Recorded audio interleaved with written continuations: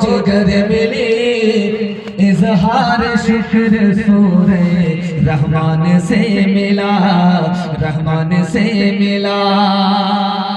आवाज जितनी है खोल दीजिए आप, मुझे पूरी ताकत लगानी पड़ती है, आपके पास सिस्टम बहुत अच्छा है माशाल्लाह। खोल दीजिए सारी आवाज खोलिए। बड़ा खूबसूरत जलसा, चमकती हुई टोपी, चमकते हुए सामाई, चमकती हुई पेशानी। मैं दिल से दुआ करता हूँ अल्लाह आपके मुकद्दर को चमकाए।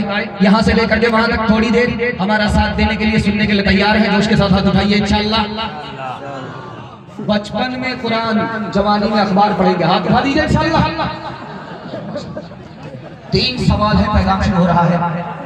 मेरा पहला सवाल आपकी खिदमत में है कि सहाबी सवार है और नबी पैदल चल रहे हैं। सहाबी ने हाथ जोड़ करके कहा या रसूल अल्लाह ये बहुत बड़ी बेअदबी है। अल्लाह के रसूल ने इस मौके से क्या फरमाया, आपका दिल खुश हो जाएगा। दस्तार बंदी के हुफ़ाज़ तशरीफ फरमा है, ये मेरा पहला सवाल है। दूसरा सवाल आपकी खिदमत में है, जन्नतुल बकी मदीने में है, हर 6 महीने में पुरानी कब्र को खोल करके नया मुर्दा दाखिल कर दिया जाता है, मगर एक कब्र है हर 6 महीने पर उसको खोला जाता है, लाश भी महफूज, कफन भी महफूज।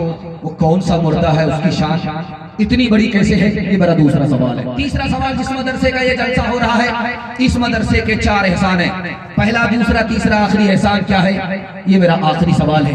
मुकम्मल जोश के साथ, होश के साथ जलसा सुनेंगे, साथ देंगे, हाथ उठाइए इंशाअल्लाह।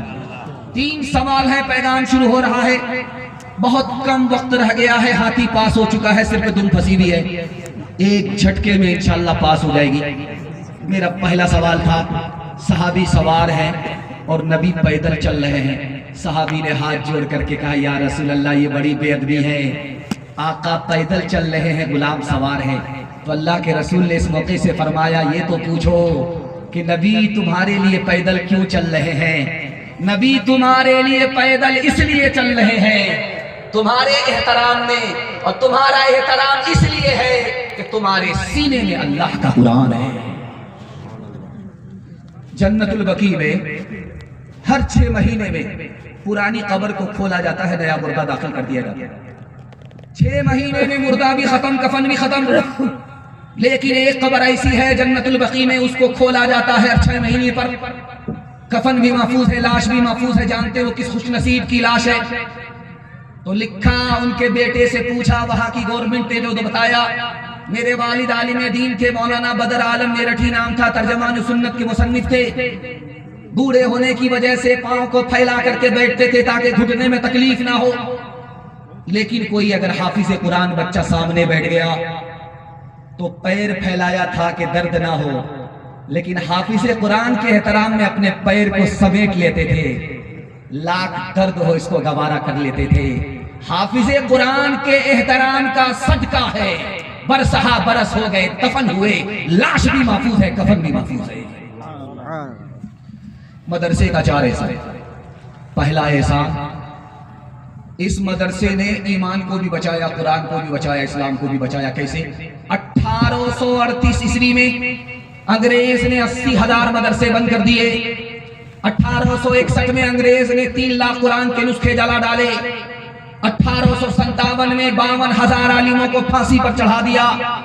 मदरसा बंद हो गया, कुरान जला दिया गया, आलिमों को फांसी पर चढ़ा दिया गया। ये इस्लाम और कुरान कैसे बाकी रहा?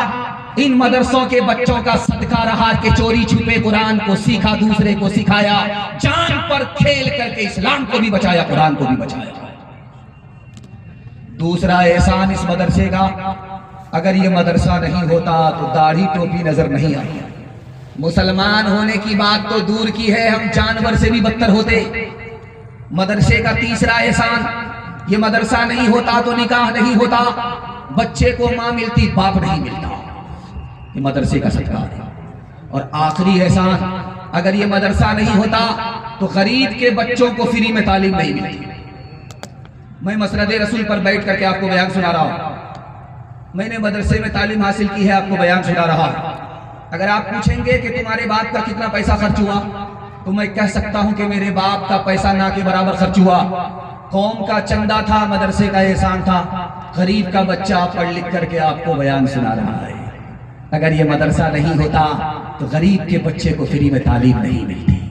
ہاتھ اٹھائیے وعدہ کیجئے عقل اسکول جائے گا بے وقوف مدرسہ جائے گا انشاءاللہ خیر ماشاءاللہ ہر دم برس رہے ہیں انوار مدرسوں میں آ کر تو کوئی دیکھے ایک بار مدرسوں میں ہر پل محبتوں کا اظہار مدرسوں میں گفتار مدرسوں میں کردار مدرسوں میں دن بھر تلاوتیں ہیں